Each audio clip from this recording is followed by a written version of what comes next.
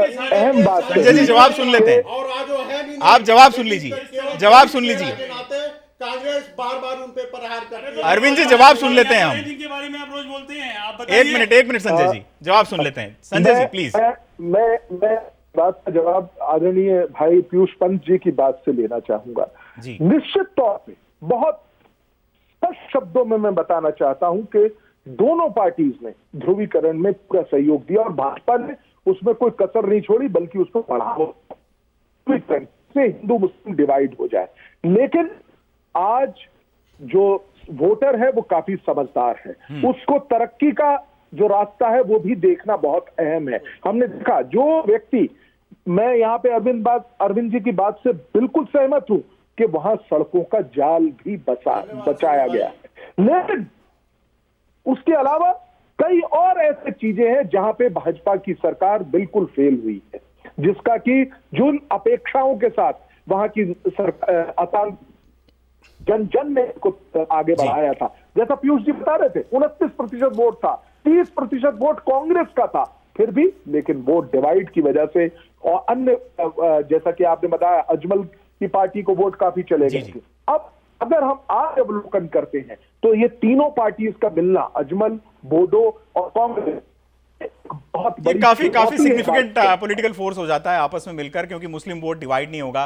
पीयूष जी, मैं आपसे एक छोटा सा जवाब चाहूंगा इस एक नई बात पर। देखिए, कांग्रेस को अजमल तो याद आते हैं, लेकिन असम के भूपेंद्र हजारिका कभी याद नहीं आए। पीयूष जी, मैं आपसे ये जानना चाहूंगा कि कांग्रेस के पास कोई बड़ा चेहरा ना होना का काम किया और असम को सम्मान देने असम का के काम चुनाव किया। में एज कंपेयर टू बीजेपी, ये कितना बड़ा एक नेगेटिव फैक्टर है कांग्रेस के लिए? क्या एक बार फिर दोहराएंगे, क्योंकि सुन कांग्रेस के पास कोई बड़ा चेहरा ना होना वहां पर। जी ना, निश्चित रूप से देखिए, ये कहीं ना कहीं जो है बीजेपी कहीं एडवांटेज में है।